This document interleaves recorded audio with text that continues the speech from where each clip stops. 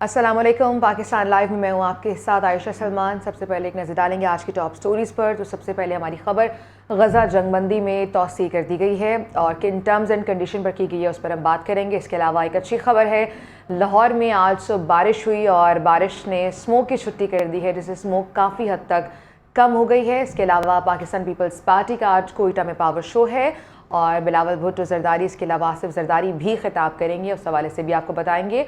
और नून लीग बहुत एक्टिव दिखाई दे रही है।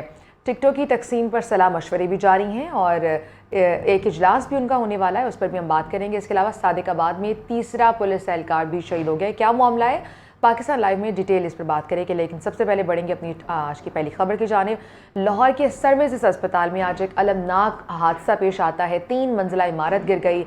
उस वक्त प्रिंसिपल डॉक्टर ज़ाहरा खानम और डीसी राफिया हैदर, नुमाइंदा पीएनएन शराज निसार के साथ इस वक्त मौजूद हैं। प्रिंसिपल का क्या कहना है, तफसीलात बताएंगे हमारे नुमाइंदे शराज निसार। जी, वर्सेस अस्पताल में मौजूद हैं जहाँ पर 3 मंजिला बिल्डिंग जो है वो गिरी है। प्रोफेसर ज़ोहरा खानम हमारे साथ मौजूद हैं, उनसे जानते हैं कोई सवाल से क्या कहते हैं। जी, अभी it's too early to say anything, तो हम फैक्ट फाइंडिंग कर रहे हैं। रिवैम में बिल्डिंग गई हुई है, लेकिन ये है कि वी आर कॉन्फिडेंट के अंदर कोई जानी नुकसान नहीं हुआ। कि लेबर काम कर रही थी, लेकिन बिकॉज पहले स्पार्क हुआ है और आपको पता है पुरानी बिल्डिंग्स हैं तो उसमें जानी नुकसान कोई नहीं हुआ, लेकिन अभी फैक्ट फाइंडिंग हो रही है इसकी। शाहिद जो इस वक्त रेस्क्यू को लीड कर रहे हैं, उनका ये कहना है कि 4 जख्मी जो निकाल कर अस्पताल भिजवाए गए उनमें से 2 की हालत नाजुक है। नहीं, वो उसके बारे में वो बताएंगे, वो मैं उसके बारे में भी कमेंट नहीं कर सकती। अच्छा, ये अंडर कंस्ट्रक्शन थी, ये बता दीजिएगा। जी, रिवैम में है ना, ये अंडर रिवैम में गई हुई है सारा, तो वो भी हम उनसे रेस्क्यू से दोबारा कंफर्म करते हैं फिगर। रेस्क्यू टीम जो यहाँ पर मौजूद है उनका ये कहना है कि 4 जख्मी उनको निकाल कर अस्पताल भिजवाया गया, लेकिन मैडम जोहरा जो प्रिंसिपल है उनका ये कहना है कि भी मजीद कंफर्म करेंगे। जबकि डीसी लाहौर और दीगर अफसरान जो कंसर्निंग है वो भी यहाँ पर पहुँच चुके हैं और जो भी तफसील होगी वो भी हम आपसे शेयर करेंगे। जी ठीक है, बहुत शुक्रिया अभी के लिए शराज निसार आपका। निगरान वज़ीर सेहत डॉक्टर जावेद अकरम भी कहते हैं कि हादसे में कोई जानी नुकसान नहीं हुआ। सबसे पहले छतें गिरी हैं, हादसे में कोताही पाई गई तो जिम्मेदारों को भरपूर सजा दी जाएगी। ये इमारत काफ़ी बोसीदा थी। सर्विसेज अस्पताल की इमारतों के सर्टिफिकेट भी लिए जाएंगे। एरिया को हम कॉर्डन ऑफ कर रहे हैं। इसके बाद यहाँ पे क्रेन्स आ रही हैं, एक्सकवेटर्स आ रहे हैं, ताकि हमने टारगेट दिया है 6 घंटे का 1112 को कि इसको क्लियर कर दें। सबसे पहली तरजीह है कि खुदा न खास्ता कोई जानवर या इंसान तो नहीं इसमें ट्रैप्ड, जो नहीं हमें अभी तक कोई शाहिद मिले। लेकिन एक्सकवेशन के बाद आंखों देखा हाल 100% बताया जा सकता है। हम कसम नहीं अभी खा सकते। मैं 95% ये कह रहा हूँ कोई नहीं है। हमारी इक्विपमेंट बता रही है कोई ह्यूमन एक्टिविटी नहीं है, कोई एनिमल एक्टिविटी इस मलबे के नीचे नहीं है। लेकिन जब तक मैं समझता हूँ एक्सकवेशन नहीं होती, जो हमने 6 घंटे का टारगेट दिया है 1112 को, अभी इसके with in half an hour ये शुरू हो जाएगी एक्सकवेशन। आगे बढ़ेंगे। इस्लामाबाद हाई कोर्ट में चेयरमैन पीटीआई की तोशाखाना केस में सज़ा के खिलाफ अपील पर समाअत।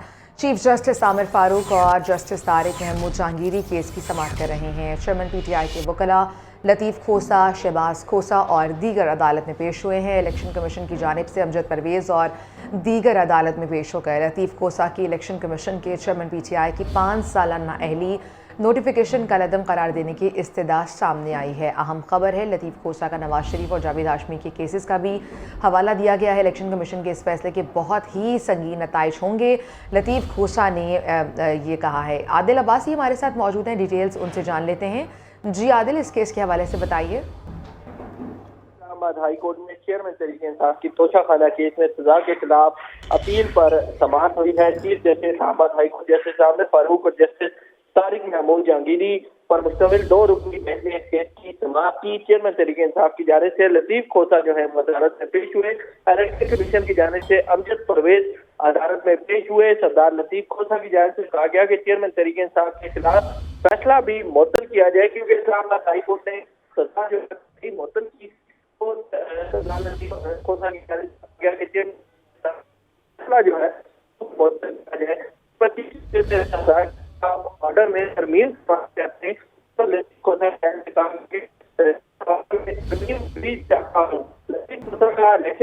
चेयरमैन तरीके इंसाफ की 5 साल नाअहली नोटिफिकेशन भी कलअदम करार देने की इस्तदा की गई।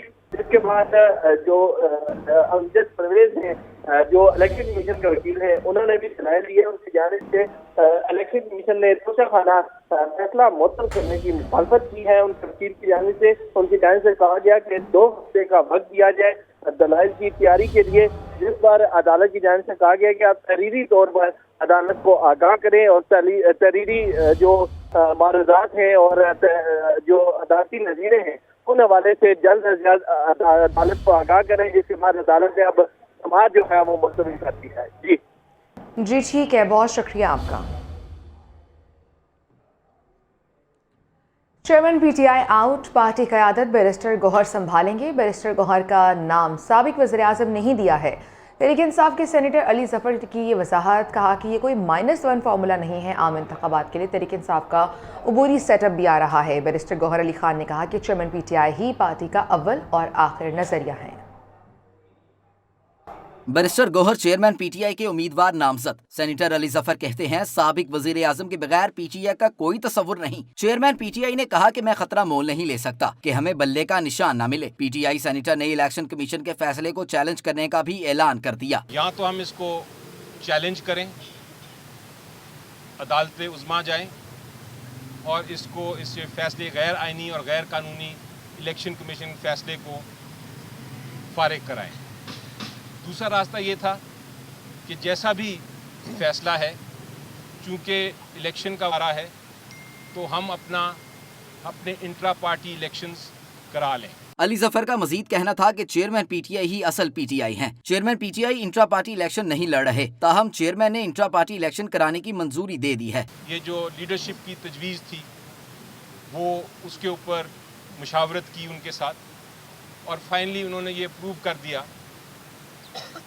उन्होंने कहा कि फौरन इंट्रा पार्टी इलेक्शंस आप कराएं। बैरिस्टर गौहर अली खान ने कहा कि चेयरमैन पीटीआई पार्टी का अव्वलो आखिर नजरिया है। हमारा वही नजरिया है जो चेयरमैन पीटीआई का है। जब तक साबिक वजीर आजम बाइज्जत वापस नहीं आ जाते, मैं जिम्मेदारी निभाऊंगा। खान साहब लीडर चेयरमैन थे, चेयरमैन है और इंशाल्लाह ताहयात चेयरमैन रहेंगे, ये फैसला हो चुका है। मैं उस वक्त तक इस सीट पे अपनी जिम्मेदारियां निभाऊंगा जब तक खान साहब वापस अपनी सीट पे बाइज्जत तौर पे वापस नहीं आते। सेनेटर अली जफर का कहना था कि इलेक्शन कमीशन ने 20 रोज के अंदर इंट्रा पार्टी इलेक्शन कराने का हुक्म दिया। हम हफ्ते के दिन इंट्रा पार्टी इलेक्शन कराएंगे। अब यह खबर आरासी चलेंगे। पाकिस्तान पीपल्स पार्टी का आज 56वां यौम तासीस है और इस वक्त आसिफ जरदारी पहुंच चुके हैं। उनके साथ चेयरमैन पीपल्स पार्टी बिलावल भुट्टो जरदारी भी मौजूद हैं। कुछ ही देर में जलसा का यहाँ पहुँचेंगे और खिताब भी करेंगे। पार्टी परचमों की बहार है। आपको बराह रास्त इस वक्त जलसा का लिए चलते हैं जहाँ पर आज पाकिस्तान पीपल्स पार्टी का यौम तासीस है। तो इस वाले से आपको बताएंगे जिस वक्त अभी बराह रास्त आपको लिए चलते हैं अयूब स्टेडियम में, जहाँ पर इस वक्त जलसे की तैयारियां भी तकरीबन मुकम्मल हो चुकी हैं। आसिफ जरदारी पहुँच चुके हैं। ये आप बराह रास्त मनासिर देख रहे हैं। स्टेज पर पहुँचे हैं आसिफ अली जरदारी और इसके अलावा चेयरमैन पीपल्स पार्टी बिलावल भुट्टो जरदारी भी मौजूद हैं। अभी कुछ ही देर में यहाँ पर खिताब भी किया जाएगा। पार्टी परचमों की बहार है। ये अयूब स्टेडियम है जहाँ आज पाकिस्तान पीपल्स पार्टी का 56वां यौम तासीस आज मनाया जाएगा। कोयटा में आज पावर शो होगा और कुछ ही देर में यहाँ पर खिताब भी शुरू कर दिया जाएगा। इसके साथ साथ साबिक वज़ीर आला बलूचिस्तान अब्दुल कुद्दूस बजिंजो ने भी पीपल्स पार्टी में शमूलियत का फ़ैसला किया है। उस हवाले से भी बात की जाएगी और मज़ीद आइंदा के लाए हमल के हवाले से बताया जाएगा। इलेक्शंस के हवाले से ख़ुसूसी तौर पर कमेंट किया जाएगा। तो अभी ये बराह रास्त मनाज़िर आप देख रहे हैं कोयटा से, जहाँ आसिफ जरदारी और बिलावल भुट्टो जलसा का पहुँच चुके हैं। कुछ ही देर में खिताब भी करेंगे। आसिफ अली जरदारी और बिलावल भुट्टो जलसा का पहुँच चुके हैं। पार्टी परचमों की बहार है और जालों की बड़ी तादाद यहाँ मौजूद है। स्टेज पर बराजमान है आसिफ जरदारी और उनके साथ ही बिलावल भुट्टो भी मौजूद हैं। कुछ ही देर में उनकी जानिब से खिताब किया जाएगा। आज पाकिस्तान पीपल्स पार्टी का 56वां यौम तासीस नहायत खुशगवार मूड में बिलावल भुट्टो जरदारी स्टेज पर बराजमान और उनके साथ आसिफ अली जरदारी भी मौजूद हैं। कुछ ही देर में खिताब भी किया जाएगा। ये अयूब स्टेडियम है जहाँ के आपको मनाजिर दिखाए जा रहे हैं। कोयटा का अयूब स्टेडियम जहाँ आज पाकिस्तान पीपल्स पार्टी पावर शो कर रही है। पीपल्स पार्टी का यौम तासीस है और इसी सिलसिले में जलसे का एहतमाम किया गया है। बिलावल भुट्टो लोग जालों का लहू गरमाने के लिए उन्हें हाथ हिलाकर इशारा भी कर रहे हैं और नहायत खुशगवार मूड में यहाँ मौजूद हैं। मेल मुलाकातों का सिलसिला भी जारी है, स्टेज पर विराजमान है। कुछ ही देर में बाकायदा तौर पर आगाज़ भी हो जाएगा और जलसे का एहतमाम किया गया था यौम तासीस के हवाले से। आज कोयटा में पाकिस्तान पीपल्स पार्टी की जानिब से पाकिस्तान पीपल्स पार्टी पार्लियामेंटेरियन के सदर भी मौजूद हैं। यहाँ पर बिलावल भुट्टो जरदारी चेयरमैन पीपल्स पार्टी भी मौजूद हैं, आसिफ जरदारी शरीक चेयरमैन भी मौजूद हैं यहाँ पर।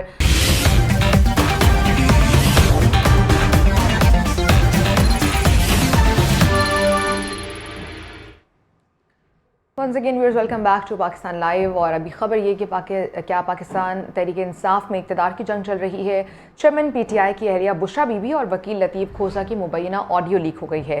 सोशल मीडिया पर सामने आने वाली ऑडियो लीक में बुशरा बीबी लतीफ़ खोसा से चेयरमैन पीटीआई की बहनों के हवाले से गुफ्तगू कर रही हैं। गुफ्तगू से अंदाज़ा लगाया जा सकता है कि केसेस और वकला के मामले पर अलीमा खान और बुशरा बीबी में तलखी हुई है।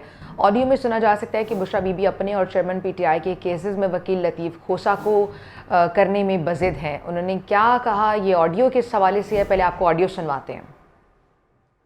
मेरे साथ इसने बदतमीजी, बल्कि वहाँ तो हमारा मसला पड़ गया क्योंकि कोई उनकी बहनें भी साथ थी, तो हमारी बल्कि अच्छी खासी वहाँ पे मसला पड़ गया था। अच्छा अच्छा अच्छा अच्छा। तो वो जी वहाँ काफी सारा इशू खड़ा हो गया था। मैं हैरान रह गई थी। फिर मैंने ज्यादा मुनासिब समझा ही नहीं कि मैं उन लोगों से ज्यादा बहनों से बात करूं। बस मैंने खान साहब को कह दिया कि जी मेरे तो सारे केसेस वही करेंगे और आपके जितने अब होंगे, जो मैं नहीं समझूंगी कि अब ये लेट हो रहा है तो वो मैं उन्हीं को दूंगी। चले वो कहती हैं कि मेरे साथ इसने बदतमीजी की है। मैंने वो असल में हुआ यूं, उन्होंने कहा कि जी उसने हमारे से इतनी बदतमीजी की है कि हम सोच नहीं सकते थे कि किसी की हिम्मत हो इतनी। तो मैंने उनको आगे से ये कहा, मैंने कहा इनको क्या जरूरत थी कि ये तीनों उठ के उनके ऑफिस चली जाएं। मैंने कहा ये कौन होती है पूछने वाली। कहती नहीं, हम पूछने गए थे कि आपने ये वाली जहर वाली लाइन क्यों लिखी है। वो जिस तरीके से बोल रही थी, मैंने कहा आप इस तरीके से मत बोलें। तो वो जी काफी बोली, बहुत ज्यादा बोली। तो मैंने खान साहब को कहा जी नहीं, बस मेरे वकील वही है। तो मैं फिर उठ के आ गई।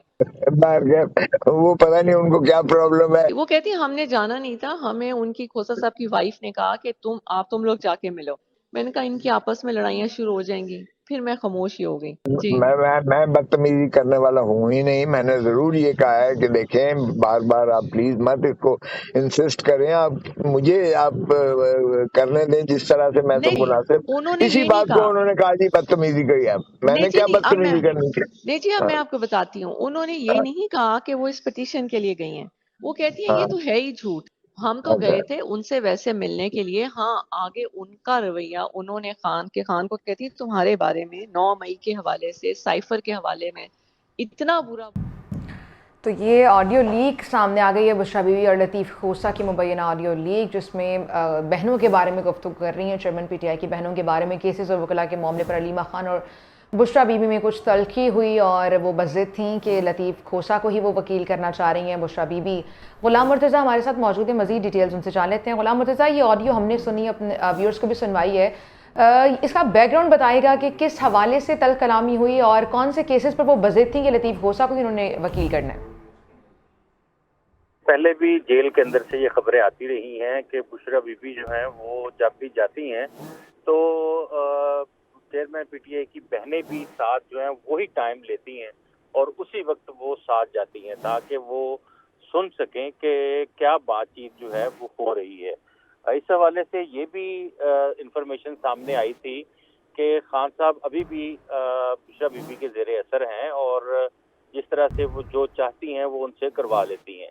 अब ये केसेस जो चल रहे थे इसमें हाई कोर्ट में जो केसेस थे इसमें लतीफ़ खोसा जो हैं वो अपीयर हो रहे थे और उन्हें कहा जा रहा था उनकी बहनों की जानिब से कि कुछ और वकला भी हैं जिनको नईम हैदर पंजोथा का नाम लिया गया और साथ साथ उनका ये भी कहा गया कि जो बैरिस्टर गौहर हैं उनको आप इसमें दें वकालतनामा।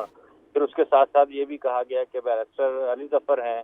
तो बहुत से जो लॉ फ्रैटर्निटीज़ हैं वो मौजूद हैं, तो आप इनको चलने दें क्योंकि अभी इस तरह की सूरत हाल नहीं है कि जो केसेस हैं उनको कोई पॉलिटिकल जो लीडरशिप है या वकील हैं वो उसको देखें।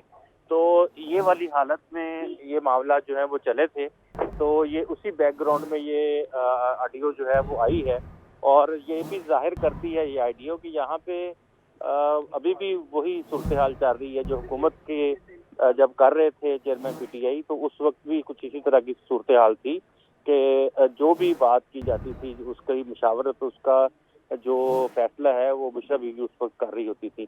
तो अभी ये देखें कि इक़्तिदार की जंग है और ख़ानदानी रिफ्ट जो है वो भी सामने आई है। और उस वक्त ये कहा जा रहा था कि हमारे किसी के दरमियान भी कोई ऐसा इख्तलाफ नहीं है, लेकिन इख्तलाफात तो ज़ाहिर है कि ये नज़र आ रहे हैं। और जेल से भी ये खबरें आ रही थी और कई मरतबा ये हुआ है कि खान साहब ने पहले इनको बुलाया बुशरा बीबी को और बाद में अपनी बहनों को बुलाया, क्योंकि जो भी कैद में होता है किसी भी जेल में तो वो खुद इस हवाले से फैसला कर रहा होता है कि उसके पास लिस्ट जाती है, वो उस लिस्ट में से फाइनल करते हैं कि किससे मिलना है और किससे नहीं मिलना।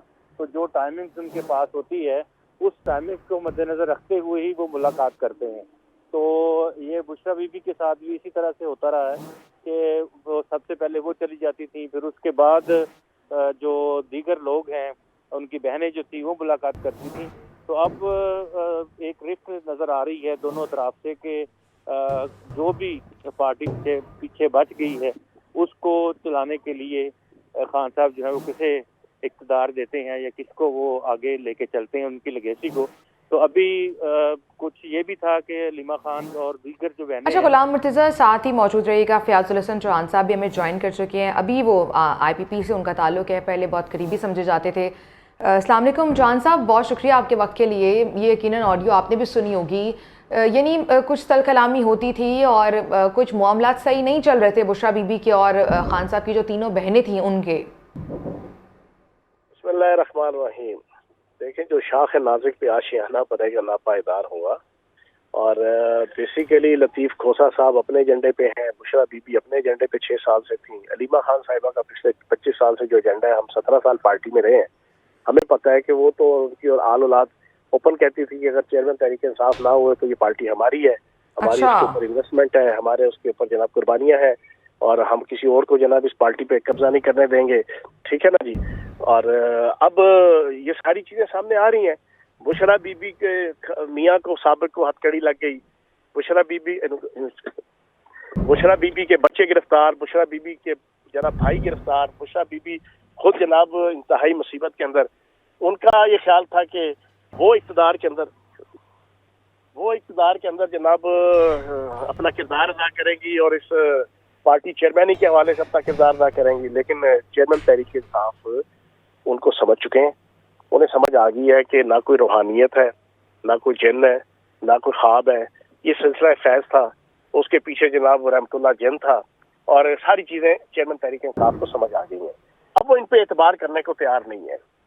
तो अब ये सारा आपस में इक़्तिदार का, पैसे का और ताकत का झगड़ा है। ठीक है, और उसमें ये चीज़ें आपके सामने आ रही हैं और अभी बेतहाशा आएंगी, लड़ेंगे ये आपस में। अच्छा चौहान साहब, आप कह रहे हैं कि जो बहनों की आप बात कर रहे हैं, जो हमशीरा है उनकी पार्टी चेयरमैनशिप के हवाले से उनके वो भी उनके एक दावेदार है, लेकिन जब चेयरमैनशिप जब पार्टी इलेक्शन की बात आती है तो खान साहब उनको कंसीडर भी नहीं करते हैं।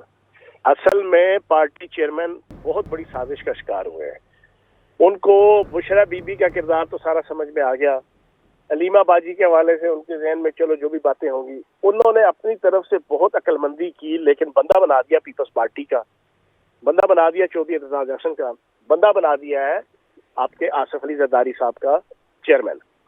अब ये बहुत बड़ी गेम, जैसा और बहुत सी गेमें इनके साथ हुई हैं, क्योंकि ये अपने आप को बहुत अक्लमंद और समझदार समझते हैं, समझदारी में फिर हमेशा मारे जाते हैं। आप कह रहे हैं कि जो अभी उन्होंने पार्टी चेयरमैनशिप के लिए जो नाम दिया है वो आसिफ जरदारी का बंदा है। बिल्कुल, एतजाज अहसन साहब का बंदा है। एतजाज अहसन साहब आज भी पीपल्स पार्टी में है। एतजाज अहसन साहब लोगों को दिखाने के लिए सिर्फ आसिफ जरदारी के साथ और पीपल्स पार्टी के साथ अपना कोई इख्तलाफ या कोई नाराजगी शो कर रहे हैं। अंदर से बड़े तरीके से उन्होंने 1.5 साल लगा के पूरी तहरीक इंसाफ को अपने हाथों में लिया हुआ है। और आप इस वक्त चले जाए एतजाज अहसन साहब के जो चैम्बर का जनाब वकालत का जो चैम्बर है, लॉ चैम्बर है, उसकी वेबसाइट पे चले जाए, दूसरे नंबर पे जनाब नाम बैरिस्टर गौहर साहब का है। बैरिस्टर गौहर साहब आप बताएं ना कौन है? मैं 17 साल पार्टी में रहा हूँ, मैं तो नहीं इनको जानता। अच्छा, जुमा 4 दिन हुए हैं ये आए। क्या असद कैसर से आगे हैं ये? क्या अली मोहम्मद खान से आगे हैं? क्या शाह महमूद कुरैशी और चौधरी परवेज लाई साहब की जो सजा याफ्ता तो नहीं है? साहब आप जो बातें कर रहे हैं आप ज्यादा बेहतर बता सकते हैं, आप बड़े करीबी रहे हैं, बहुत अरसे तक उनके साथ रहे हैं। लेकिन खान साहब, ये खान साहब के साथ जो उन्होंने फैसला लिया है, पार्टी के जो चंद जो बच्चे कुछ लोग रह गए हैं वो यकीनन खुश तो नहीं है इससे। मैं वही तो कह रहा हूँ, शाह महमूद कुरैशी साहब का कैंप, चौधरी परवेज लाई साहब का कैंप इस वक्त सख्त गम और गुस्से में पिछले 2 दिन से। मतलब है इन्होंने 80-80 साल की उम्र में हथकड़ियां लेके लगा के जेलों में बंद हैं, बख्तरबंद गाड़ियों में पीछे भुगत रहे हैं। इनको क्यों नहीं बनाया गया चेयरमैन? बिल्कुल बिल्कुल, क्योंकि अगर कोई कहे जी वो जेल में, और भाई जेल में तो अच्छा चलिए खान साहब, आप उनके माइंडसेट को ज्यादा बेहतर समझते हैं। खान साहब के क्या उन्होंने सोचा होगा कि 80-80 साल की उम्र में ये हथकड़ियां लगा के जेलें भी भुगत रहे हैं, उनको फिर भी कंसीडर भी नहीं किया? तो अभी आपको इसके सारे रिपरकशंस इंशाल्लाह नजर आएंगे। अभी आप देखेंगे ना, अभी आप अकबर एस बाबर आ रहे हैं, वो बुनियादी मेंबर हैं, वो बुनियादी पार्टी के जनाब जो क़याम हुआ था उसके पायनियर हैं, वो भी इलेक्शन कंटेस्ट करेंगे, वो फिर अदालत में जाएंगे। अभी बहुत कुछ आपको। अच्छा चलिए लास्टली बता दें, जो सेनेटर गौहर को उन्होंने उम्मीदवार बना दिया अब चेयरमैन पीटीआई का, इसके आफ्टर इफेक्ट्स क्या होंगे? इसके आफ्टर इफेक्ट्स आपने देख लिया, फिर आप देखिएगा अगले 20 दिनों के अंदर अदालत के अंदर लिटिगेशन होगी, अदालत के अंदर और इलेक्शन कमीशन के अंदर जनाब बहुत से लोग जाएंगे। फिर जनाब इनको जिस तरीके से चौधरी एजाज एहसन साहब और पीछे जनाब पीपल्स पार्टी का नेटवर्क, वो फिर पार्टी के फैसले करेंगे। मैं समझता हूँ कि शाह महमूद कुरैशी साहब के साथ, चौधरी परवेज लाई साहब के साथ, अली मोहम्मद खान साहब के साथ और असद कैसर साहब के साथ बहुत बड़ी ज्यादती हुई है। चलें जी, बहुत बहुत शुक्रिया आपके वक्त का। फयाजुल हसन चौहान साहब हमारे साथ मौजूद थे। इस्तेकाम पाकिस्तान पार्टी से आपका ताल्लुक है, और जिस तरह से इस ऑडियो लीक के हवाले से बात हो रही थी, तो यकीनन इस ऑडियो के बाद बहुत सी चीज़ें सामने आई हैं कि इख्तलाफात अपनी जगह पर मौजूद हैं। बुशरा बीबी और खान साहब की तीनों बहन के दरमियान कुछ इख्तलाफात भी थे। दूसरी जानिब साबिक वज़ीर-ए-आज़म शहबाज शरीफ की पार्टी के मरकज़ी सेक्रेटेरिएट भी आमद हुई है। पार्टी कायद नवाज शरीफ से उन्होंने मुलाकात भी की है। शहबाज शरीफ ने कायद नवाज शरीफ को एवनफील्ड में बरियत पर मुबारकबाद भी पेश की है। शहबाज शरीफ ने मरियम नवाज शरीफ को भी मुबारकबाद दी है। नवाज शरीफ ने शहबाज शरीफ का शुक्रिया अदा किया है और जवाबी मुबारकबाद भी दी है। दोनों कायदीन ने मौजूदा सूरत हाल और इलेक्शन के हवाले से उमूर पर भी तबादला ख्याल किया है। तो ये अहम मुलाकात हुई है। ज़ुहैब हसन काज़मी साथ मौजूद हैं, उनसे डिटेल्स जान लेते हैं। ज़ुहैब, मुलाकात का अहवाल बताइएगा। ज़ुहैब से कांटेक्ट करेंगे। इस मुलाकात के हवाले से हम आपको बता रहे हैं कि अच्छा ज़ुहैब, आप सुन पा रहे हैं तो बताइएगा इस मुलाकात का अहवाल। जी बिल्कुल, पाकिस्तान मुस्लिम लीग नून के जो मरकज़ी कायदीन हैं वो इस वक्त पार्टी सेक्रेटेरिएट में मौजूद है, मॉडल टाउन। पाकिस्तान मुस्लिम लीग नून के कायद नवाज शरीफ, चीफ ऑर्गेनाइज़र मरियम नवाज़ और शहबाज शरीफ के साथ जो साबिक वफाकी वज़रा है और सीनियर क़यादत है, जिनमें सरदार रियाज सादिक, राना सनाउल्लाह और जो इसहाक डार है, वो इस वक्त पार्टी सेक्रेटेरिएट में मौजूद हैं। और अहम जो बैठक है वो जारी है। तमाम रहनुमाओं ने पाकिस्तान मुस्लिम लीग नून के कायद को जो केस है उसे बरी होने पर मुबारकबाद भी पेश की, और आइंदा इंतखाबात के हवाले से ख़ास तौर पर जो है ये मुलाकात जो है बड़ी अहम है, जिसमें पाकिस्तान मुस्लिम लीग नून के कायदीन में जो है वो मुशावरत की जा रही है। आइंदा इंतखाबात की तैयारी के हवाले से, पार्टी मंशूर जो है उसके हवाले से, ख़ास तौर पर जो इसहाक डार भी यहाँ पर मौजूद हैं, चेयरमैन वो इलेक्शन सेल भी बनाए गए हैं पाकिस्तान मुस्लिम लीग नून के, तो उनकी जिम्मेदारी है पाकिस्तान मुस्लिम लीग नून के तमाम जो कैंडिडेट्स हैं, जो उम्मीदवार हैं, उनकी लिस्टें भी फाइनल करनी। तो जो उम्मीदवार हैं उनके नाम भी जो है वो फाइनल करने के लिए जो है नामों पर भी गौर किया जाएगा, मुशावरत की जाएगी। तमाम ये मुशावरत और ये जो बैठक है जारी है, जिसमें पाकिस्तान मुस्लिम लीग नून जो है अपना इंतखाबी मुहिम मंशूर और अपने उम्मीदवारान के जो नाम हैं उन पर तबादला ख्याल जो तफसीली तबादला ख्याल जो है वो करेगी। गुज़िश्ता 2-3 घंटे से जो है तकरीबन ये मुलाकात जो है वो जारी है, और इसके बाद दीगर जो है इजलास भी हैं पाकिस्तान मुस्लिम लीग नून के सेक्रेटेरिएट में आज। और पाकिस्तान मुस्लिम लीग नून बाकायदा से जो है आइंदा आने वाले इलेक्शन के लिए जो है वो भरपूर तैयारियों में है। जी बहुत बहुत शुक्रिया। ज़ुहैब हसन काज़मी हमें अपडेट कर रहे थे। पाकिस्तान मुस्लिम लीग नून भरपूर तैयारियों में है और इलेक्शन मोड में दाखिल हो चुकी है। गले मिले हैं कायद नवाज शरीफ और शहबाज शरीफ भी, और दोनों ने एक दूसरे को मुबारकबाद दी है। जो कल उन्हें बरियत मिली है इस्लामाबाद हाई कोर्ट से, उस हवाले से मुबारकबादों का सिलसिला भी जारी है। इसके साथ साथ आम इंतखाबात के हवाले से नून लीग के आपस में सलाह मशवरे भी जारी हैं। आगे बढ़ेंगे, एक और स्टोरी है। सादिकाबाद में पुलिस मुकाबले के दौरान मुगवी एहलकार ग़ुलाम हुसैन को भी शहीद कर दिया गया है। पुलिस मुकाबले में शहीद एहलकारों की तादाद अब 3 हो गई है। गुज़श्ता रोज़ डाकुओं ने पुलिस पर रॉकेट लॉन्चर से हमला किया था। हमले के दौरान पुलिस एहलकार ग़ुलाम हुसैन लापता हो गया था। शहीद एहलकार की मैयत रौंती पुलिस ने पंजाब पुलिस के हवाले कर दी है। डाकुओं की फायरिंग से खातून समेत 6 देहाती भी जाँ बहक हुए थे। मुकाबले में 4 डाकू भी मारे गए थे। अफसोसनाक खबर है, 6 देहाती इसमें जाँ बहक हुए हैं, जिसमें खातून भी शामिल हैं। डाकुओं की फायरिंग से 6 देहाती जाँ बहक हुए थे। मुकाबले में 2 डाकू भी मारे गए हैं। मुगवी एहलकार ग़ुलाम हुसैन को भी शहीद कर दिया गया है। तो पुलिस मुकाबले में कुल जो शहीद एहलकार हैं उनकी तादाद अब 3 हो गई है। हमले के दौरान पुलिस एहलकार ग़ुलाम हुसैन भी लापता हो गया है। शहीद एहलकार की मैयत रोंती पुलिस ने पंजाब पुलिस के हवाले भी कर दी है। डाकुओं की फायरिंग से खातून समेत 6 देहाती भी जाँ बहक हो गए थे और मुकाबले में 4 डाकू भी मारे गए थे। सादिकाबाद में पुलिस मुकाबले के दौरान मुगवी एहलकार ग़ुलाम हुसैन को भी जाँ बहक कर दिया गया है। तो ये जनूबी पंजाब से आपको हालात दिखा रहे हैं, जहाँ पर कच्चे के डाकुओं का राज था और अभी यही खबर कि डाकुओं ने पहले मुगवी बनाया और फिर मुगवियों को ही शहीद कर दिया गया। फिर एक पुलिस मुकाबला होता है जिसमें मुकाबले में 4 डाकू भी मारे जाते हैं और डाकुओं के पास जदीद असलहा मौजूद है, जिनके बायस उन्होंने मुकाबला किया पुलिस का। आगे बढ़ेंगे, फैसलाबाद में पुलिस को खुली छुट्टी मिल गई है। सिविल लाइंस के इलाके में डॉल्फिन एहलकारों का शहरी पर बदतरीन तशद्दुद। जनाबाग रोड पर डॉल्फिन एहलकार ने शहरी को रोककर थप्पड़ बरसा दिए। तशद्दुद की वीडियो भी मंजर आम पर आ गई है। फुटेज में डॉल्फिन एहलकार को शहरी को मोटरसाइकिल से घसीट कर उतारते देखा जा सकता है। तो ये फुटेज हम आपको दिखा रहे हैं जहाँ पर शहरी से बदतमीज़ी का ये वाक़या पेश आता है। डॉल्फिन के एहलकार 3 से 4 डॉल्फिन के एहलकार वर्दी में मलबूस हैं और शहरी को थप्पड़ मारते हैं, बदतरीन उस पर तशद्दुद करते हैं। शहरी को रोककर थप्पड़ बरसाए जाते हैं उस पर और ये फुटेज सामने आई है। एहतशाम उल हक हमारे साथ मौजूद हैं, डिटेल्स उनसे जानेंगे। एहतशाम, ये क्या मामला है? ये बागेजना रोड पर पुलिस एहलकार जो डॉल्फिन एहलकार है उन्होंने शहरी को रोका है और उसके बाद इनकी तलक कलामी हुई है शहरी के साथ, जिसके बाद फुटेज में वाज़े तौर पर देखा जा सकता है कि डॉल्फिन एहलकार उसको घसीट के मोटरसाइकिल से उतारता है, फिर उसकी तलाशी लेता है।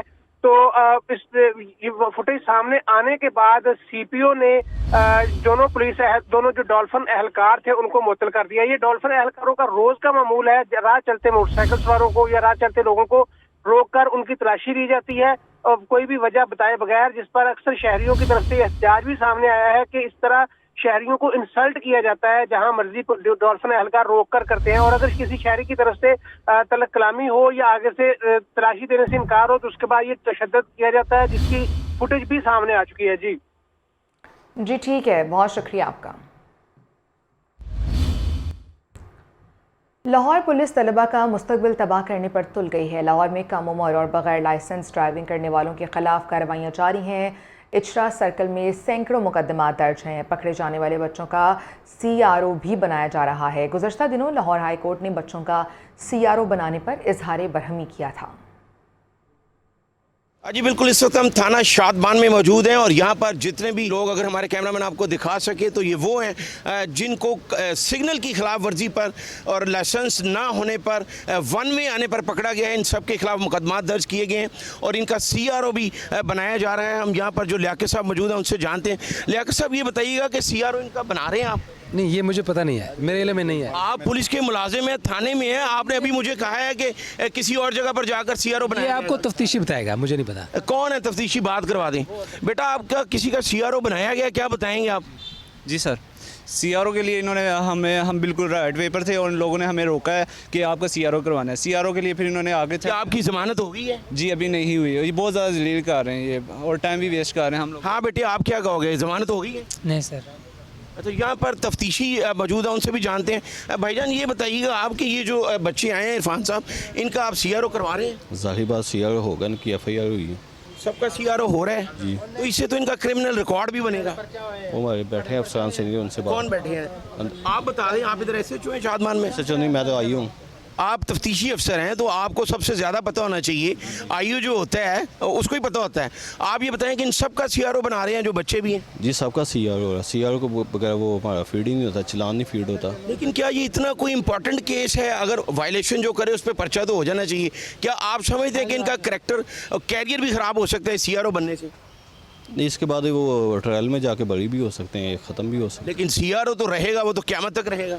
नहीं, वो ख़त्म तो नहीं होगा, लेकिन उसका स्टेटस चेंज हो जाता है। स्टेटस चाहे जो भी आए, लेकिन जब करैक्टर सर्टिफिकेट बनता है या सीआरओ चेक होता है तो उसमें रिकॉर्ड तो आ जाता है। वो तो आना है। अच्छा एजाज साहब, ਇਹ ਸਿਰਫ ਇਹਨਾਂ ਦੱਸ ਦਿਓ ਕਿ ਜਿਹੜੇ ਬੱਚੇ ਸਾਰੇ ਫੜੇ ਜਾ ਰਹੇ ਨੇ ਉਹਨਾਂ ਦਾ ਸੀਆਰਓ ਬਣਦੇ? नहीं, सीआरओ सबका होगा, सबका सीआरओ होगा। अच्छा, इससे पहले तो थानों से बच्चों को छोड़ दिया जाता था, अब मजिस्ट्रेट ही जमानत लेगा? पहले भी मजिस्ट्रेट जमानत लेता था, अभी मजिस्ट्रेट जमानत लेगा। तो लेकिन हाईकोर्ट ने 4 दिसंबर को जो पुलिस अफसरान को बुलवाया है कि वहाँ पे कुछ अफसरान ने कहा है कि सीआरओ नहीं हो रहा।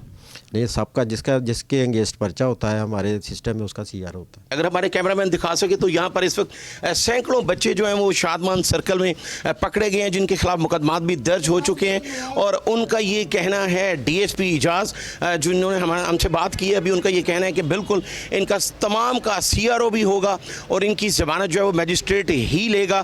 ये है एक आज की अपडेट। जिस तरह कुछ अफसरान ये कह रहे थे और जिस तरह हाईकोर्ट ने भी उनको बुलवाया और उनसे पूछा है कि आप बताएं कि उन्होंने ये कहा था कि सीआरओ नहीं बनाया जा रहा। इस वक्त हम थाना शादमान में बिल्कुल आपको ये लाइव मनाजर दिखा रहे हैं, जहाँ पर सैकड़ों बच्चे, बड़े बुजुर्ग सब यहाँ पर मौजूद हैं। कुछ वालिदैन हैं जो अपने बच्चों के पीछे आए हैं, लेकिन जितने भी बच्चे यहाँ पर पकड़े गए हैं उनका सीआरओ इस कमरे में करवाया जा रहा है। और ये डीएसपी जो सर्कल है शादमान इजाज़, उन्होंने हमसे बात भी किया। उनका ये कहना है कि आला पुलिस अफसरान का ये कहना है कि जो भी पकड़ा जाए उसका सीआरओ बनाया जाए। जी बहुत शुक्रिया शराज निसार, आप हमें तफसीलन सूरत हाल से आगाह कर रहे थे। आगे बढ़ेंगे। पाकिस्तान तहरीक इंसाफ के मरकज़ी सदर चौधरी परवेज़ इलाही ने अदालत में पेशी पर सहाफ़ियों से गैर रस्मी गुफ्तगू करते हुए कहा है कि नवाज शरीफ की फौरी बरियत के बाद भी उनके लाडले होने में अब कोई शक बाकी रह गया है क्या? लाडले नवाज शरीफ और शहबाज शरीफ अवामी अदालत में अपने करतूतों का हिसाब देने के लिए तैयार रहें। साबिक वज़ीर आला का कहना था कि हेरा फेरी के चैम्पियन शरीफ बरादरान अल्लाह और अवाम की अदालत से कैसे बचेंगे? लाडले नवाज शरीफ और शहबाज शरीफ ऐसा तासुर पैदा कर रहे हैं जैसे ये 4 बार अवाम को धोखा देने के बाद फिर आ जाएंगे। इस बार अवाम इन्हें इलेक्शन में आटे दाल का भाव याद करवा देंगे। महंगाई के शहंशाह शहबाज शरीफ को इलेक्शन में लग पता जाएगा।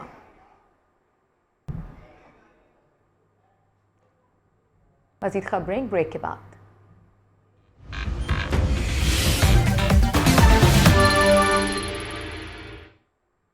लतीफ़ खोसा ने ऑडियो लीक्स की तस्दीक कर दी है। कहते हैं कि ये ज़ाती गुफ्तगू लीक की गई है, ये क्लाइंट और वकील के दरमियान की गुफ्तगू है। ये ज़ाती गुफ्तगू और कॉल्स लीक कौन करता है?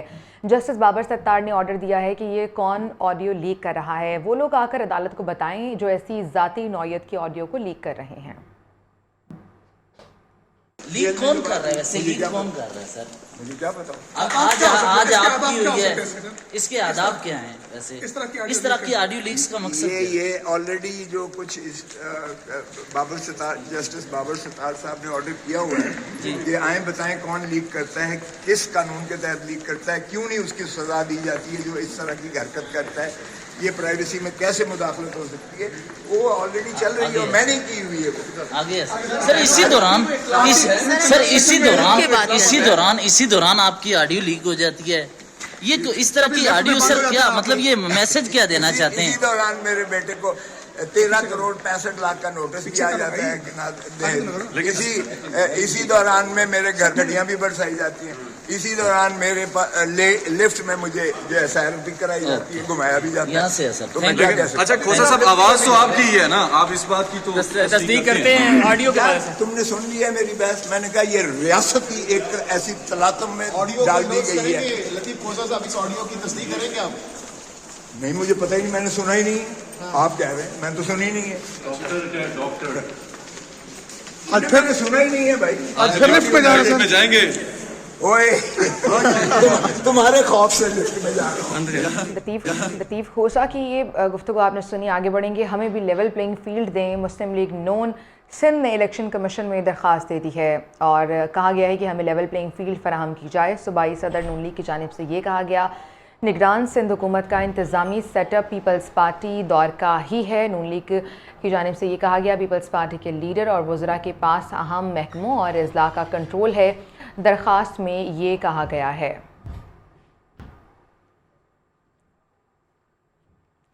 इस्लामाबाद में नून लीग और MQM की बैठक। नून लीग की वफ़द ने मुत्तहिदा को बल्दियाती आइनी तरमीम पर हिमायत का यकीन दिला दिया। मुलाकात के बाद मीडिया से गुफ्तगू में एहसन इकबाल ने कहा कि सिंध में एक दूसरे से ताउन करके ज़्यादा से ज़्यादा नशिस्तें हासिल करेंगे। फारूक सत्तार बोले, नून लीग हमारे नस्बुलैन से पूरी तरह मुत्तफ़िक़ है।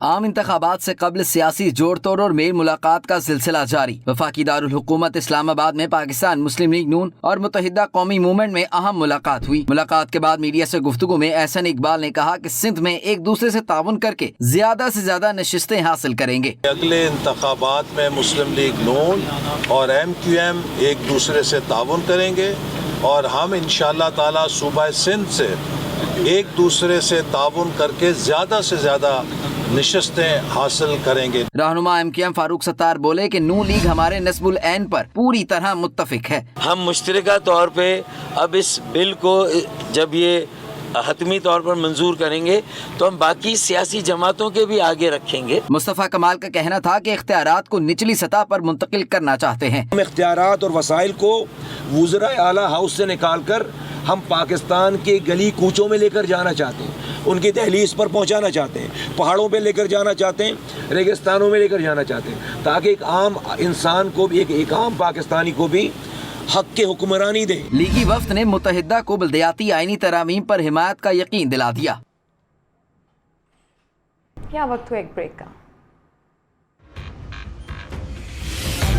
बुशरा बीबी और वकील लतीफ़ खोसा की मुबैना ऑडियो लीक सामने आई है। सोशल मीडिया पर सामने आने वाली ऑडियो लीक में बुशरा बीबी लतीफ़ खोसा से चेयरमैन PTI की बहनों के हवाले से बातचीत कर रही हैं।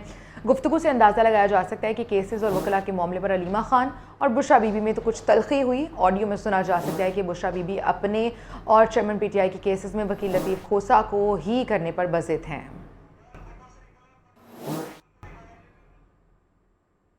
बल्कि वहाँ पे हमारा मसला पड़ गया क्योंकि कोई उनकी बहनें भी साथ थी, तो हमारी बल्कि अच्छी खासी वहाँ पे मसला पड़ गया था। अच्छा। तो वो जी वहाँ काफी सारा इशू खड़ा हो गया था। मैं हैरान रह गई थी।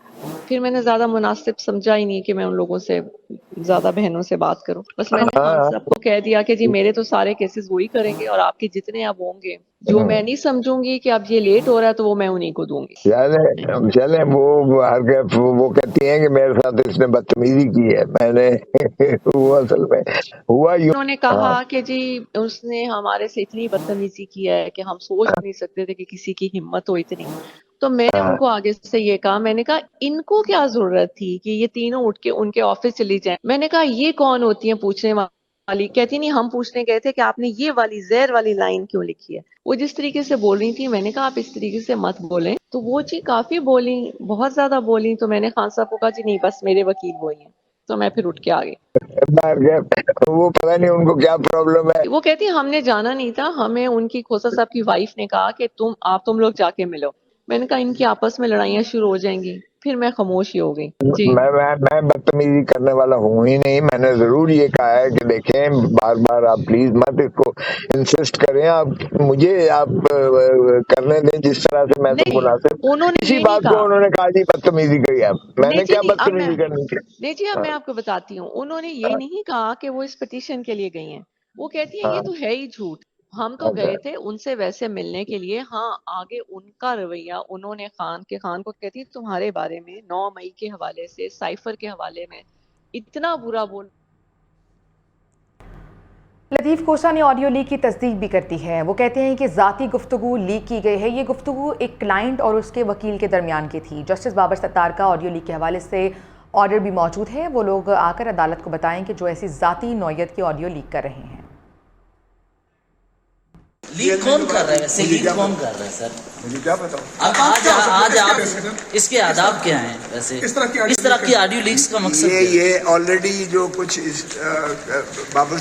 जस्टिस बाबर सत्तार साहब ने ऑर्डर किया हुआ है कि आए बताएं कौन लीक करता है, किस कानून के तहत लीक करता है, क्यों नहीं उसकी सजा दी जाती है जो इस तरह की हरकत करता है। ये प्राइवेसी में कैसे मुदाखलत हो सकती है, वो ऑलरेडी चल रही है और मैंने की हुई है वो। आगे सर इसी दौरान आपकी ऑडियो लीक हो जाती है। ये इस तरह की ऑडियो सर क्या मतलब ये मैसेज क्या देना चाहते हैं? इसी दौरान मेरे बेटे को 13 करोड़ 65 लाख का नोटिस दिया जाता है कि ना दे। इसी दौरान में मेरे घर पे जो है फुलझड़ियाँ भी बरसाई जाती हैं। इसी दौरान मेरे लिफ्ट में मुझे जो है सैर भी कराई जाती है, घुमाया भी जाता है। यहाँ से है सर। तो मैं क्या कह सकता हूं? अच्छा खोसा साहब, आवाज तो आपकी ही है ना, आप इस बात की तो तस्दीक करते हैं ऑडियो के बारे में। तुमने सुन लिया मेरी बहस। मैंने कहा ये रियासत की एक ऐसी तलातम में डाल दी गई है। लतीफ खोसा साहब इस ऑडियो की तस्दीक करेंगे आप? नहीं, मुझे पता ही नहीं, मैंने सुना ही नहीं। आप कह रहे हैं, मैंने तो सुनी नहीं है। डॉक्टर आज फिर सुना ही नहीं है भाई। आज फिर लिफ्ट में जाएंगे। ओए तुम्हारे खौफ से लिफ्ट में जा रहा हूँ।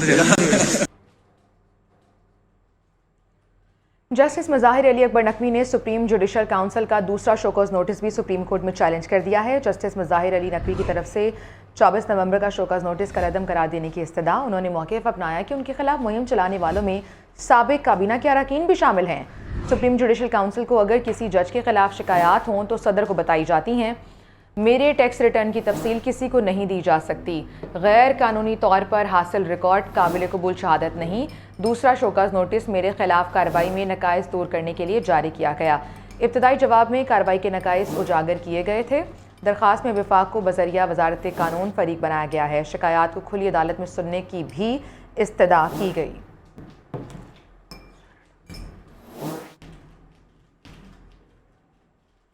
बैरिस्टर गौहर की चेयरमैन पीटीआई के लिए नामजदगी बड़े सियासी रहनुमा के बजाय एक वकील को निगरान चेयरमैन क्यों नामजद किया गया? वाइस चेयरमैन शाह महमूद कुरैशी को क्यों नज़रअंदाज किया गया?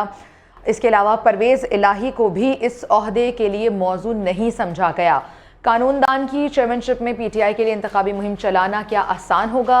ये वो अहम सवाल हैं जो पीटीआई के अंदर से भी उठ रहे हैं और दूसरे हल्के भी इस हवाले से बातचीत कर रहे हैं कि कानूनदान की चेयरमैनशिप में पीटीआई के लिए इंतखाबी मुहिम चलाना कितना बड़ा चैलेंज होगा।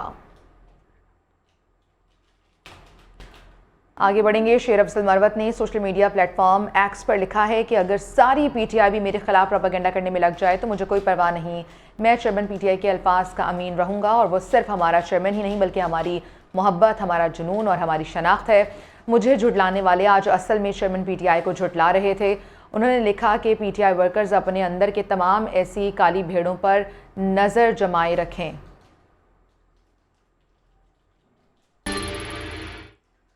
और अभी अहम खबर कि जुम्मे को स्कूल खुलेंगे या फिर बंद होंगे। काबीना आज इस बात का फैसला करेगी। सूबे में स्मोक की सूरत हाल पर निगरान वज़ीर आला पंजाब मोहसिन नकवी ने आज फिर अहम इजलास तलब कर लिया है। इजलास में स्मोक की मौजूदा सूरत हाल का जायज़ा लिया जाएगा। इजलास में अहम फैसले भी मुतवक्के हैं।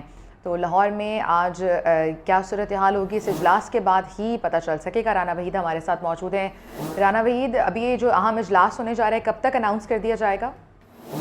जी बिल्कुल, जो है आज वज़ीर आला पंजाब जो निगरान है मोहसिन नकवी, उन्होंने एक अहम इजलास जो है काबीना का तलब किया है जिसमें ये फैसला होना है कि कल स्मोक के हवाले से स्कूल खुले रहेंगे या बंद रहेंगे। इस हवाले से अभी तक यही फैसला है कि कल स्कूल जो है वो खुले रहेंगे क्योंकि काबीना का इजलास जब होगा और उसमें मुख्तलिफ तजावीज़ जो है उनके सामने रखी जाएंगी। जो पंजाब हुकूमत के जो मुख्तलिफ महकमे हैं उन्होंने मुख्तलिफ तजावीज़ जो है वो सामने आई हैं। ये तो तय हो गया है कि अब हफ्ते को जो है मुकम्मल तौर पर जो है तालीमी इदारे सरकारी व निजी जो है वो बंद रहेंगे, जबकि कल जुमा है। जुमे के हवाले से जो है अभी फैसला होना बाकी है। काबीना के इजलास के बाद ये फैसला होगा कि कल स्कूल बंद रखने हैं या खुले जाएंगे। और दूसरी तरफ ये भी सामने आ रहा है कि जो इतवार को मुकम्मल तौर पर जो है मार्केटें बंद रखने की तजवीज़ है और जबकि कल जो हफ्ते वाले दिन जो है दोपहर 3 बजे जो है वो मार्केटें खुलेंगी।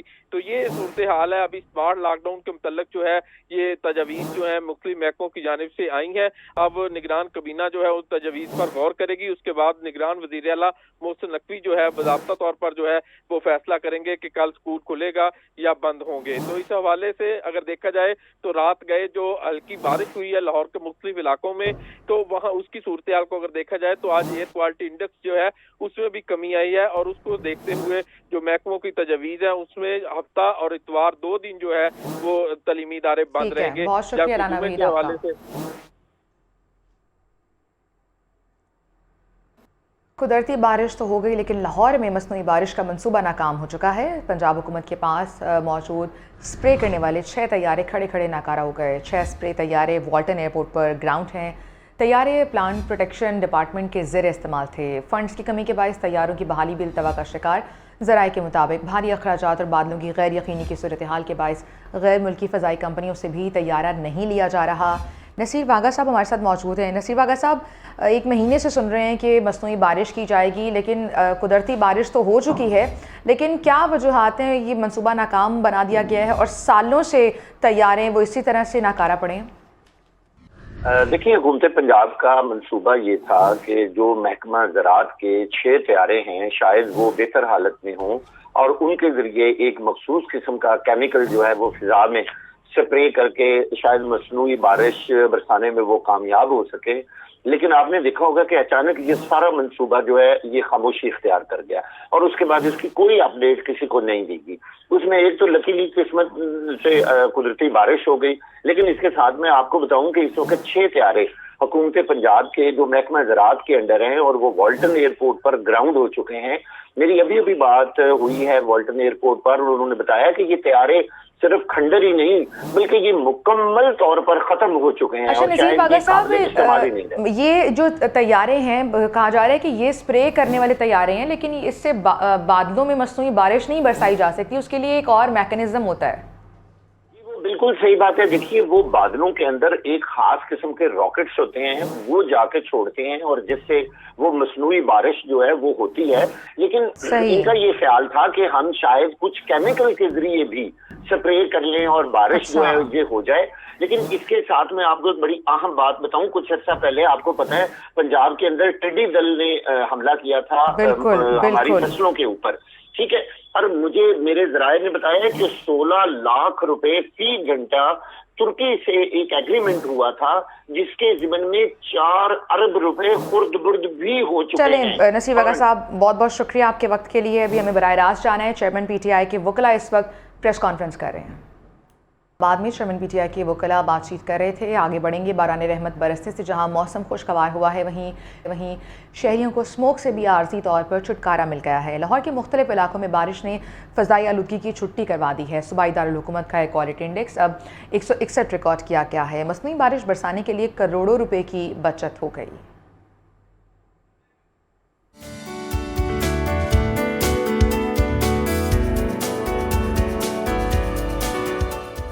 कुदरत मेहरबान हो गई। बारान रहमत ने मौसम को दिल फरेब बना दिया। लाहौर के मुख्तलिफ इलाकों में बारिश, ठंड का एहसास भी बढ़ने लगा। बारिश से जहां मौसम खुशगवार हुआ, वहीं फिजाई आलूदगी से भी जान छूट गई। लाहौर के एयर क्वालिटी इंडेक्स में वाज़ेह कमी आ गई और दुनिया के आलूदा तरीन शहरों में लाहौर 5वें नंबर पर आ गया। सूबाई दारुल हुकूमत का एयर क्वालिटी इंडेक्स दिन 12 बजे 161 रिकॉर्ड किया गया। कराची में फजा बदस्तूर आलूदा है, जहां पर एयर क्वालिटी इंडेक्स 218 रहा। शहर कायद आलूदा तरीन शहरों की फहरिस्त में दूसरे नंबर पर रहा। भारतीय दारुल हुकूमत दिल्ली 483 AQI के साथ दुनिया का आलूदा तरीन शहर बन गया, जबकि भारत का ही शहर कलकत्ता 187 AQI के साथ तीसरे नंबर पर रहा। पंजाब हुकूमत ने फिजाई आलूदगी पर काबू पाने के लिए मसनूई बारिश का प्रोग्राम बना रखा था, जिस पर करोड़ों रुपए खर्च होने थे, लेकिन कुदरत के मेहरबान होने से करोड़ों रुपए के फंड्स बच गए। करोड़ों रुपए की बचत तो हो गई है। इस पे बात कर लेते हैं। डॉक्टर एजाज माहिर माहौलियात हमारे साथ मौजूद हैं। अस्सलाम वालेकुम डॉक्टर साहब, आपके वक्त के लिए। डॉक्टर साहब, इससे पहले आपको याद होगा 8-10 दिन पहले भी एक बारिश हुई थी, लेकिन फिर 2 या 3 दिन के बाद सूरत हाल वहीं आ गई थी। AQI दोबारा से बहुत वर्स्ट हो गया था। अभी जो कल रात बारिश हुई, आज सुबह भी बारिश हुई है, उसके बाद आपको लग रहा है कि मज़ीद कितनी बारिश होंगी बिल्कुल हवा को साफ़ करने के लिए, जो आलूदा ज़राअत है वो बिल्कुल ख़त्म करने के लिए? जी बहुत शुक्रिया, आपने मुझे मौका दिया। ये बारिशें ज़ाहिर है वो जितनी भी डस्ट पार्टिकल्स हैं उसको हेल्प करती है सेटल डाउन होने में, और जब तक वो जो सॉइल है वो उसमें नमी है तो उस वक्त तक तो ये रहेगा। लेकिन ये है कि ये एक बड़ा टेम्परेरी, और जहाँ तक मेरी नॉलेज है बहुत ज़्यादा बारिश भी नहीं हुई, बस ठीक है, मुनासिब बारिश हुई है।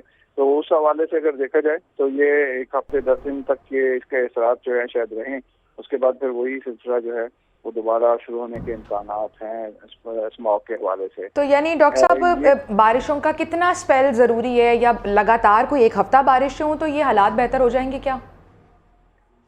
नहीं, लगातार होने से बेहतर नहीं होंगे, वक्फे से अगर हो कि जो पार्टिकल्स हैं जब वो सेटल हो जाते हैं तो उसके बाद दोबारा उनको जो हवा में मुअल्लक होने के लिए जो है वो टाइम चाहिए होता है, मतलब टाइम लगता है। तो वो 5-7 दिन तो ये इसके बारिश के असरात रहेंगे, लेकिन उसके बाद फिर दोबारा डस्ट पार्टिकल्स, क्योंकि गाड़ियाँ चलती हैं, लोग वॉक करते हैं, तो वो जो डस्ट जो थोड़ी सी वो बैठ जाती है वो फिर दोबारा फिजा में जो है वो आ जाती है, तो उसकी वजह से वो फिर वही सिलसिला जो है वो शुरू हो जाता है। गाड़ियाँ भी जाहिर है वो कम नहीं हो रही। डॉक्टर साहब अब दिसंबर शुरू होने वाला है और अभी उस तरह से सर्दी की हम शिद्दत भी नहीं देख रहे हैं, ना उस तरह से बारिशों का सिलसिला। ये भी क्या माहौलियाती ही इफेक्ट्स हैं जिस तरह से पूरी दुनिया इस वक्त सफ़र कर रही है, ग्लोबल वार्मिंग है, तो अभी क्या एक्सपेक्ट कर रहे हैं इस बार? क्या सर्दियाँ बस 15-20 दिन के लिए आएंगी? जो अनप्रेडिक्टेबिलिटी है वो बहुत ज़्यादा बढ़ गई क्लाइमेट चेंज की वजह से, ग्लोबल वार्मिंग की वजह से, जिसमें जो पिछले साल ये हुआ था कि सर्दियाँ थोड़ी देर से शुरू हुई और फिर वो प्रोलॉन्ग हो गई। मई तक जो है वो मौसम, रमज़ान भी बहुत अच्छा मतलब गुजरा था और मई तक मौसम जो है वो कंपैरेटिवली गर्म नहीं था, तो वो थोड़ा सा एक्सटेंड जो है वो वेदर जो पैटर्न है वो चेंज हो रहा है। अब जाहिर है जब तक ये दोबारा हम जो वो 1.5 डिग्री सेंटीग्रेड जो ग्लोबल वार्मिंग के हवाले से बात हो रही है, अभी फिर कॉप भी शुरू होने वाली है जो कॉन्फ्रेंस ऑफ पार्टी है यूएई में, तो उसमें भी ज़ाहिर है वो लाएअमल कोई ना कोई इख्तियार करेंगे। लेकिन ये है कि ये ठीक है, बहुत बहुत शुक्रिया डॉक्टर एजाज हमारे साथ मौजूद थे, हमारे माहौलियात हैं, और वो बता रहे थे कि जिस तरह से कल रात बारिश हुई है, आज सुबह भी बारिश होती रही है, इसके इफ़ेक्ट्स 5 से 6 दिन तक रहेंगे और वक्फे से जब तक बारिशों का सिलसिला जारी नहीं रहेगा स्मोक से मुकम्मल छुटकारा मिलना मुश्किल है। बालाई वादी नीलम में गुज़श्ता रात से बर्फबारी हुई, जबकि लोअर नीलम में बारिश का सिलसिला भी जारी है। सर्दी की शिद्दत में इजाफे से मार्केट में गर्म कपड़ों की मांग में इजाफा हो गया है। पहाड़ों पर बर्फबारी के बावजूद सयाहों के लिए शारदा, केल, अरंकेल और नीलम के रास्ते खुले हैं। मज़ीद बताएंगे हमारे नुमाइंदे ख्वाजा सिद्दीक अहमद। जी बिल्कुल, वादी नीलम में बारिश का सिलसिला जारी है। बलाई वादी नीलम में बर्फबारी, जबकि लोअर वादी में गुज़श्ता 12 घंटों से बारिश का सिलसिला न रुकने वाला है। बलाई वादी नीलम के सियाती मकामात जिनमें वादी ग्रेस, अड़केल, वादी सुरगुन और वादी शोटर में इस वक्त बर्फबारी का सिलसिला जारी है, जबकि पहाड़ों ने बर्फ़ से सफ़ेद चादर ओढ़ ली है, जबकि लोअर वादी नीलम में वक्फे से बारिश का सिलसिला जारी है। बात की जाए अगर शराय नीलम की, तो शराय नीलम मुज़फ़्फ़राबाद से शारदा तक रोड खुला है। शारदा से आगे केल और सियाती मकामात पर जगह जगह मामूली बारिश की वजह से लैंडस्लाइडिंग हो रही है। महकमा शरात के मुताबिक बारिश का ये सिलसिला अगर जारी रहा तो लैंडस्लाइडिंग का मज़ीद ख़तरा है, जबकि बारिश और बर्फ़बारी से मार्केटों में गर्म मलबूसात की ख़रीद और फ़रोख्त में इजाफ़ा हो चुका है, जिसकी वजह से लोगों ने गर्म कपड़े पहनने शुरू कर दिए हैं। जी बहुत शुक्रिया आपका। अभी शामिल करेंगे 10 अहम खबरें।